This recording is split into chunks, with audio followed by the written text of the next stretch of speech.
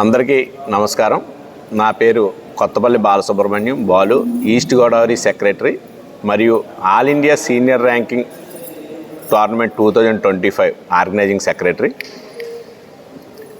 September 21 నుంచి 28 దాకా రాజమండ్రిలో all India senior ranking Yonex sunrise వారిది 2025 రాజమండ్రిలో నిర్వహించడం జరుగుతుంది. ఈ టోర్నమెంట్కి సుమారు దేశం నలుమూలల నుండి, అన్ని రాష్ట్రాల నుండి 1500 మంది క్రీడాకారులు మరియు ఒక 500 మంది పేరెంట్స్, టెక్నికల్ అఫీషియల్స్ రావడం జరుగుతుంది. రాజమండ్రిలో ఈ టోర్నమెంట్ జరగడం ఇది ప్రథమం. ఇంత మెగా టోర్నమెంట్ రాజమండ్రిలో నిర్వహించడం మా ఈస్ట్ గోదావరి బ్యాడ్మింటన్ అసోసియేషన్ చాలా గర్వంగా ఫీల్ అవుతున్నాం. ఈ టోర్నమెంట్ నిర్వహించడానికి మాకు సహకరించిన ఆంధ్రప్రదేశ్ బ్యాడ్మింటన్ అసోసియేషన్ వారికి మరియు బ్యాడ్మింటన్ అసోసియేషన్ ఆఫ్ ఇండియా వారికి మరియు శాప్ వారికి ఈస్ట్ గోదావరి బ్యాడ్మింటన్ అసోసియేషన్ తరపు నుంచి శుభాకాంక్షలు తెలియజేసుకుంటున్నాం.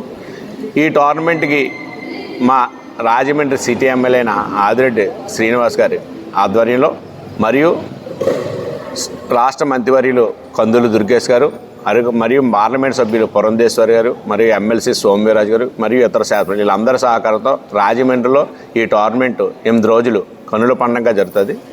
భారతదేశంలో అత్యుత్తమ క్రీడాకారులు, షటిల్ బ్యాడ్మింటన్లో ఉన్న అత్యుత్తమ క్రీడాకారులు సుమారు 50 నుండి 60 మంది క్రీడాకారులు, అత్యుత్తమ ప్రదర్శన రాజమండ్రిలో జరగబోతుంది.